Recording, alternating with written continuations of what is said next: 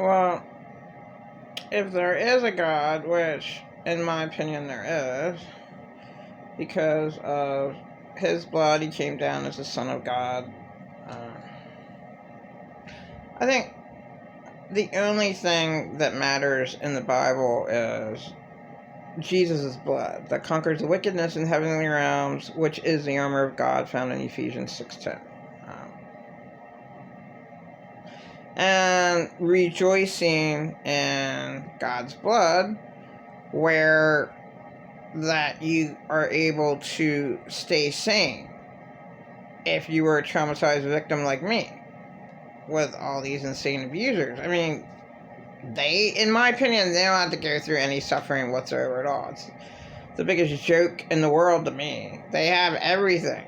They stole everything from me. They put me down in every way. Like, you know, to say that I child molested and I was child molested to death, along, unfortunately, with my kids that I never wanted. I mean, how horrific, how horrible. My whole life is a lie, and then to have some liar come into my life in 1999 and lie the entire time. The whole time he's backstabbing me, saying I raped my son. The whole time he worked against me, best friends with my so-called caretakers, the whole time. So much hurt. And yeah, I had to give that to God. So continually, but he remained in my life until like recently, and he knows what he did. People, insane abusers know exactly what they do. They do. They know the wrong that they do. They just are in so much denial. They can't admit to the hell that they created in another person's life. I mean, how awful is it to be living somewhere where you're tortured to death, screamed at every second of the day, can't do a damn fucking thing, and give away $3,000 to a scammer? I mean, it's nuts. It's horrible. And my life was just absolutely awful. I was a victim 52 years of my life. So this is a prayer.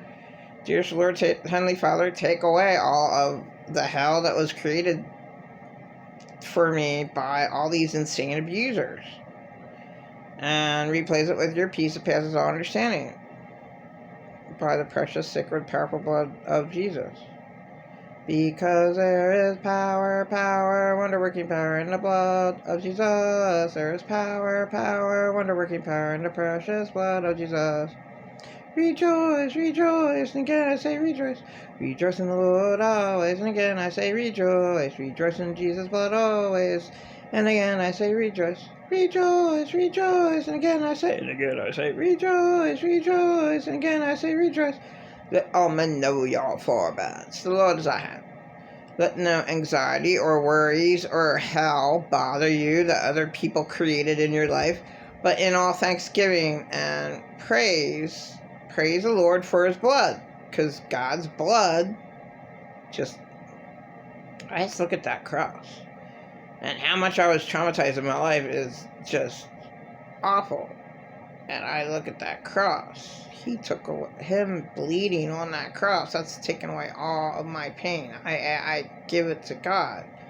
Why do I have to keep on giving it to God? I had way too much hell. And even just one person keeping on lying to me for an entire fucking year, like I had the best life and all that. Yeah, I had to give that to God and say, yeah, God, keep me sane. Because that's not the truth. Keep me sane, God, with your blood. Because there is power, wonder-working power in the blood of Jesus. There is power, wonder-working power in the precious blood of Jesus. Think on true things, not on true awful things. Don't think on the true awful things. Almost my entire past. Can't think about the true awful things. I have to think about true good things. Like I gave my son David my bike. I bought for $200. I worked a tiny bit in my life. I had a little bit of money. I bought a bike for myself. Gave that to David. Well, he wrecked it and then he fixed it with a hammer. Well, that's really good. Well, that's a praiseworthy thing. Think on these things. Think on me bicycling, me playing Monopoly and Legos when my kids were little and building blocks. And yeah, I never had a childhood, but I had a childhood with my children. Think on praiseworthy things. Think on the praiseworthy things. I mean, just a little tiny bit, not that much. But I had a little bit of good in my life. Think on praiseworthy things. Think on noble things. Think on honorable things. Okay, if you didn't have an honorable mother and father, I have to think, about all the really, really bad people in my life, all the insane abusers. Yeah, I refuse to think on these things. I should not destroy myself and think about anything bad that happened to me. It doesn't do me any good. It takes me right back to that place. That's why I can't have any toxic people in my life that try to brainwash me with their manipulating lies, and they're trying to say, hey, you just had the best life. You have the best caretakers in all of the whole wide world. I wish I had your caretakers because they were so good. Your caretakers were just the best. How I wish I would have had your caretakers. Guess what? I love myself. That's a total lie.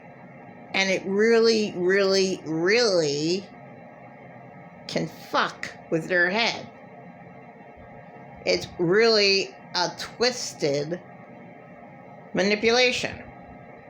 So that's what I had to deal with my dead husband and the other insane abuser. That's out of my life. And, it's just like, continual lies. Like, my entire life making fun of me. Like, hey, I never wanted any of that abuse, and I just want to forget it. I shouldn't have had that. No one, in my opinion, God never wanted anyone to suffer. So God's supposed to be all loving, and why would he want anyone to suffer? And it's really sad that a victim can't do one thing. Because in this world, nothing's the way it seems. Like, everything's stolen away from me. What do I have? I have nothing. It's not like I created my hell. Now, I create my hell if I remember my horrifying past. I just gotta, keep on. If it pops up in my head, just think of God died on the cross. Think of the Passion of Christ movie, or think of that movie. God took away all that pain from my dead husband. If that comes up in my head, or, last year, when my husband was in jail, just give all that pain to God. And, I hate abusers because they will not allow their victim to say what happened to them. I never wanted all this shit to happen to me. I never wanted to be abused. I never wanted them to scream at me and make me want to die, attacking me with a whole bunch of lies, and just putting me down, make me feel like shit, that I'm worthless, I can't do one fucking thing. They make you not think. I can't think. And I went through that, like, time and time and time and time and time, my whole life. I had the worst boyfriends, the worst friends. Can't call them friends, can't call them, like, the father of my two children's unspeakable. Like, what can I say? It's not my fault that all these bad people are in my life. It was caused by my abusers, and then all these insane abusers, and I was their targets. So I'm just like, oh wow, I can abuse her. Okay, I'm gonna abuse her. And that's exactly the way this horrible world works. It's like, oh, okay, I can abuse her. Yeah, okay, that's cool. That's not cool. It's horrifying. really sick of my life.